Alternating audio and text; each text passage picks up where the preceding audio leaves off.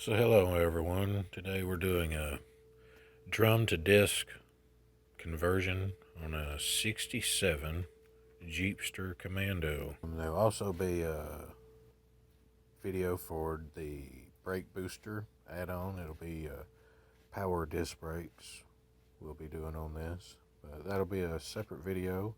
We'll start by taking this wheel off.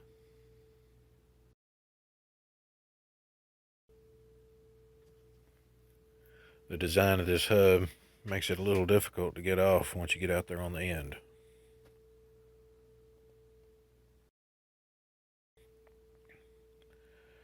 We're now taking a support bracket for the brake line off. It's 2 bolts on top of the knuckle.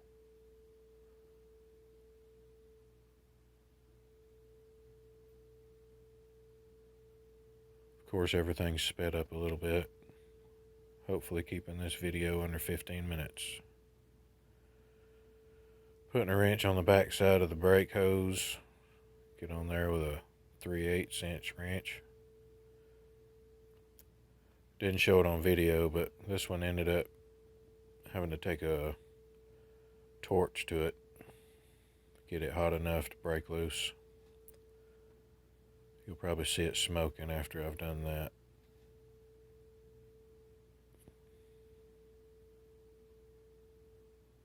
Taking the clip off that holds the hose in place.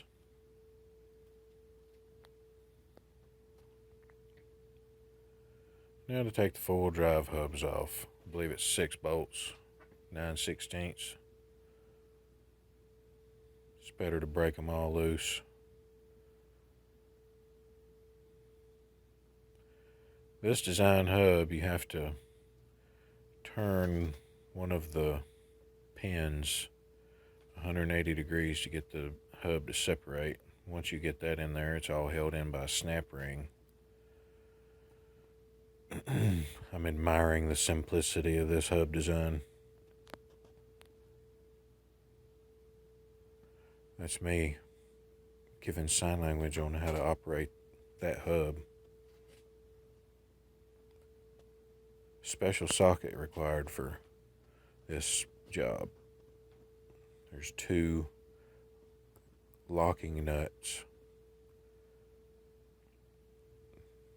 It's a locking nut, washer, locking nut, another washer, and then the outer bearing.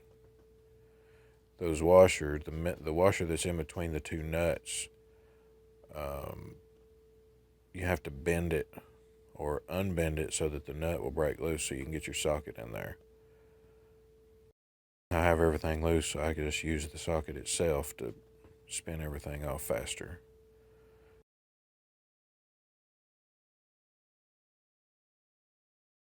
Everything will be reinstalled brand new. If you have to keep your bearings, reuse them. I don't know why you would, but make sure you keep them clean. Now the 6 bolts that hold the backing plate to the hub have locking clips on them, so you have to take a screwdriver and bend those tabs on every bolt so that you can get something on there to pull them off with. Those are 9/16 as well.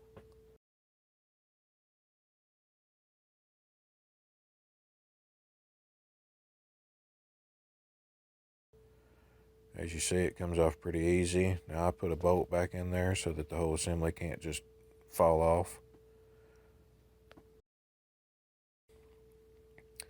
While you have it tore apart, you need to clean that area real good. You also need to make sure the face of it is clean when you put your bracket on there for your disc brake conversion. Now this is a plug that has to be replaced because of the size of the brake rotors. It will hit on that plug. The old design was a square design that protruded a gap, so it wouldn't work.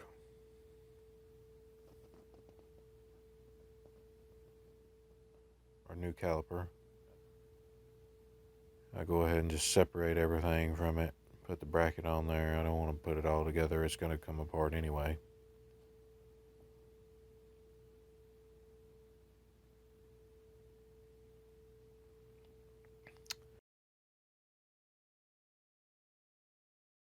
Showing how it goes. And there's the plug to replace the other one. Be better to put it on now before you put everything on there. A lot easier.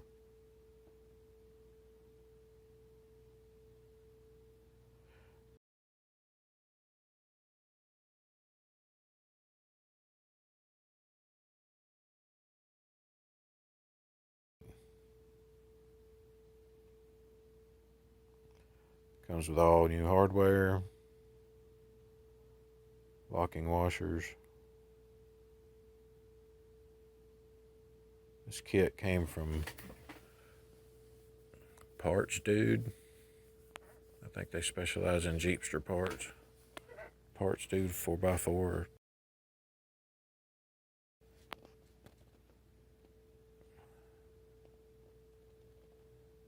This job is for a friend of mine.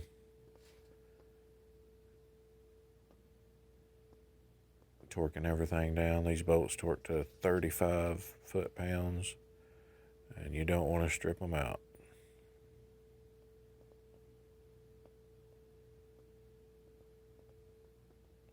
So this is my little demonstration on how to grease a bearing, pack a bearing, whatever you want to call it. There may be a science to it, but this is how I've always done it. So I've never had a bearing failure that I'm aware of. This is obviously sped up, so the amount of time that I spent doing this is, I don't know, probably a good full minute with a good palm full of wheel bearing grease. And I always go and add extra grease on the inside of the hub where everything's going to run through. That's me greasing my race and the whole area where the seal's going to come in and all that. See, there's the bearing laying in. And I didn't show you me putting the seal in, but I just used a seal driver and drove it in, no problem. Cleaning it up, getting it ready, putting more grease on the inside so that when I can slide it on the knuckle, I don't really have to do any more greasing. Everything will already be the way it should be. Putting my outer bearing in. Sometimes you want to do this. To me, it's for stability. Once I get it on there, I don't have to worry about damaging the seal as it goes on. So I hold everything in place, ease it on there, and you've seen how it set right in the way it should have. It's not a sloped spindle, so everything will sit there while you get everything ready. Make sure everything is clean. No debris on anything. That's the washer that goes, it has a tooth or a keyway, I guess, that indexes it. It'll only go on one way. And then your first locking nut goes on. And this is how I seat the bearings. I get it hand tight. I spin the caliper constantly, and I'm just cleaning it up a little bit. Put my socket on there, make sure it's good and clean, no debris. And then I just do it with my hand as I spin it. Eventually I'll put the bar on it, put some pressure on it. You're about, I don't know, 25 foot-pounds, or just, good pressure. You see how I'm using my knee to hold some pressure on it while I'm torquing it or turning it. And then I'll back it off about a half a turn, spin it, and then basically use the weight of the bar to get my original torque. Because when you put the second nut on there, you have to lock it down tighter just to lock the first nut in when you crimp the washer. This is the washer that goes in between the two nuts. Later you'll see me bend it so that it locks everything in. This is the most outer nut. This one you actually tighten up. So cleaning it once again, no debris, no trash. You see, I'm putting a good bit of force on it. I don't, you know, it's a feel. Years of doing this, it's more about feel than anything. This is me bending the washer to make sure that everything's locked in. That and my bald head. Now this is the four-wheel drive locking hub. I'm cleaning it up. I didn't have the gaskets to put on here, so I just used some gasket maker. Gear specifically for differentials and, you know, for gear oil. These hubs can be a little bit of a process to get everything dialed in, so just be patient. But for the inside, you just put it on with the snap ring. Pretty simple. Make sure everything's lined up. And just a little finesse and patience, and no problem.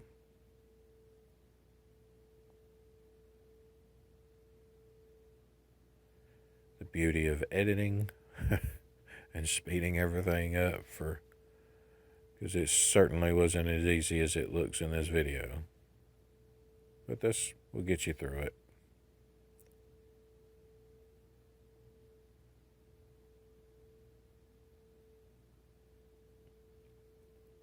Just tightening everything down, getting everything run in the way it should be.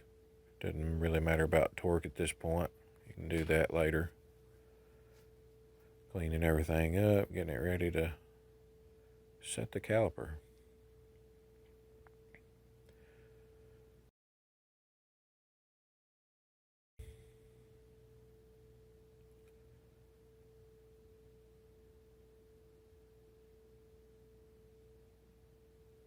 Making sure everything is spread apart. And it comes as a loaded kit, so pretty convenient in that regard.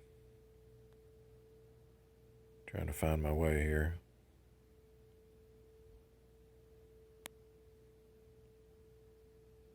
Sliding caliper bolts. Put a little bit of grease on those. I already had them greased up, so.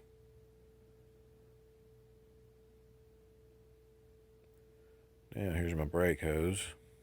Now this design will let you twist where it mounts up at the frame. You can basically just twist the hose and use it to tighten it up. You don't have to sit there and wrestle with the nut. Now everything is loose fit. You don't want to go through and tighten everything up at the beginning, but you also need to remember to go back and check everything. So everything's loose fit. I still got to put the tire on it to make sure that everything's going to clear, the hose isn't rubbing, stuff like that. I think that's done off camera. Now on the passenger side, there is a bump stop and an arm that comes off the back of the axle, and it actually has to be cut off for all of this to clear. I appreciate you watching my video, and I hope it was helpful for you. Feel free to like the video and subscribe to the channel. We'll see what other kind of content we can get for you. Be safe and have a great day.